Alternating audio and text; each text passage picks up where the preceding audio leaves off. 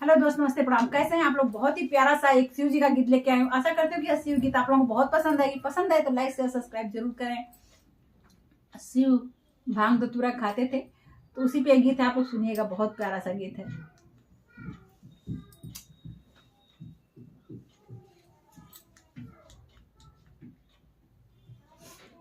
कदी हमरे भोला जी के माड़ाई माल लागेला। हमरा भोला जी के माड़ाई माल लागेला। हमरा भोला जी के माड़ाई आवा दूर दूर बहेला सुगार लगेला। आवा दूर दूर बहेला सुगार लगेला।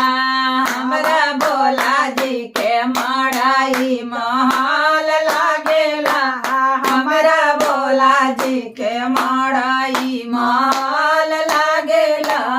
हमरा भोला जी के माड़ाई झूरा झूरा हवा चल जैसे चल कूलर। झूरा झूरा हवा बहे जैसे लल कूलर। माड़ाई में कूस बाटे कार्तिक गणेश।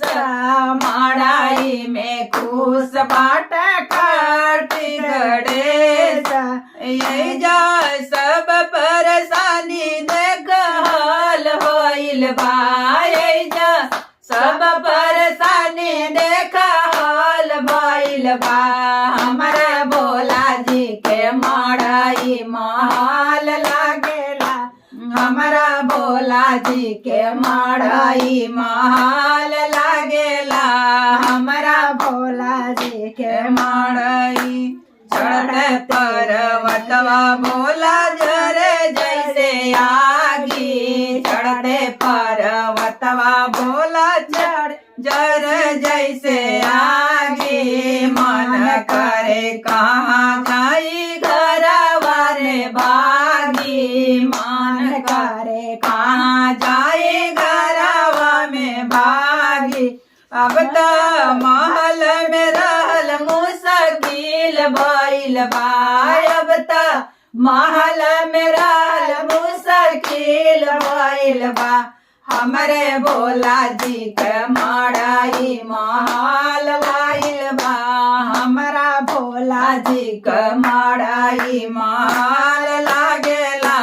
हमरा भोला जी के माड़ाई चैत में भोला जी माड़ैया मन भावे। चैत में भोला जी माड़ैया मन भावे। पक्का के मकान हमरा महाई न भावे। पक्का के मकान हमरा मानाई न भावे। रौरे चर में रहल हमरा धन भइल बा। रौरे चरण में रहल हमरा धन भइल बा। हमरा भोला जी के माड़ाई महाल लागेला।